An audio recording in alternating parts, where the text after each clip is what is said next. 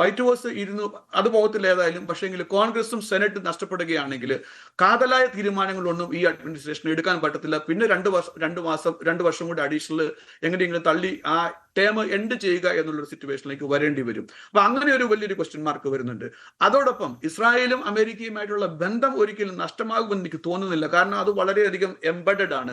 അത് ഒരു 1-2 ഡയലോഗ് കൊണ്ടോ അല്ലെ 1-2 ചെറിയ ഇഷ്യൂ കൊണ്ടോ ഒരു ബന്ധം പോകുന്ന ഒരു സിറ്റുവേഷൻ അല്ല. കാരണം മാറി മാറി വന്ന ഗവൺമെന്റുകൾ ഡെമോക്രാറ്റ് ആണെങ്കിലും റിപ്പബ്ലിക്കൻസ് ആണെങ്കിലും ഒരിക്കലും ഇസ്രായേലുമായിട്ട് തള്ളിപ്പറയുന്ന അല്ലെ എതിര് പറയുന്ന ഒരു പോളിസിയിലേക്ക് പോയിട്ടില്ല.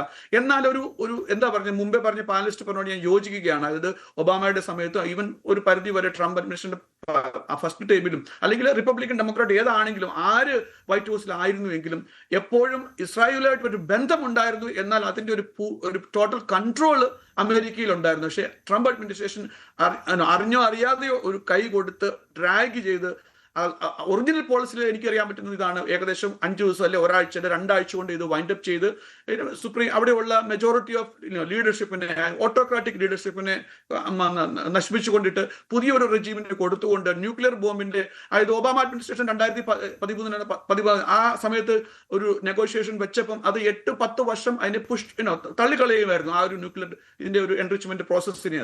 അപ്പൊ അതിനെ ചർച്ചയിലൂടെ അല്ലെങ്കിൽ മറ്റെന്തെങ്കിലും പ്രഷർ ടാക്ടിക്സിലൂടെ അടുത്ത 10-15 വർഷത്തേക്ക് തള്ളുക എന്നുള്ളതിന് പകരം ഇവര് ഈ ഒരു അഡ്മിനിസ്ട്രേറ്റീവ് ഗോൾ എന്ന് പറഞ്ഞത് ഈ ഒരു മിലിറ്ററി മൈറ്റ് ഉപയോഗിച്ചുകൊണ്ട് 1 ആഴ്ച 2 ആഴ്ച 3 ആഴ്ച കൊണ്ട് അതിനൊരു തീരുമാനം ഉണ്ടാക്കാൻ പറ്റും എന്നുള്ളൊരു പ്രതീക്ഷയിൽ ഇറങ്ങി തിരിച്ച് അവിടെ നിന്ന് ഇപ്പോൾ ഒരു എക്സിറ്റ് അടിക്കേണ്ട ഒരു സിറ്റുവേഷനിലേക്കാണ് വന്നിരിക്കുന്നത്. അപ്പം ഇന്റേണലി പറയുകയാണെങ്കിൽ ഇവിടെ അമേരിക്കൻ ജനത ഈ യുദ്ധത്തിനല്ല 70% ആൾ വിച്ച് ഇസ് ഇൻക്ലൂഡിംഗ് മാഗ റിപ്പബ്ലിക്കൻസ് ആയ ടക്കർ കാൾസണും മേഗൻ ഗള്ളി ഉൾപ്പെടെയുള്ള ടോപ്പ് ലെയറിലുള്ള റിപ്പബ്ലിക്കൻസ് പോലും ട്രംപിനെ നിശ്ചിതമായി വിമർശിക്കുന്നുണ്ട്. ലാസ്റ്റ് ഇന്നലെ ഒരു വോട്ട് നടന്ന ഇറാനുമായിട്ട് ബന്ധപ്പെട്ട വോട്ടല്ല, സ്ലോലി അമേരിക്കയിലുള്ള സെനറ്റേഴ്സ് റിപ്പബ്ലിക്കൻ സെനറ്റേഴ്സും ഈവൻ ട്രംപിന് എതിരെ സംസാരിക്കാനുള്ള ഒരു കറേജ് കാണുന്നുണ്ട്. അത് കഴിഞ്ഞ ഒരു 2-3 മാസം മുമ്പ് വരെ അത് വളരെ അൺലൈക്ലി ആയിരുന്നു.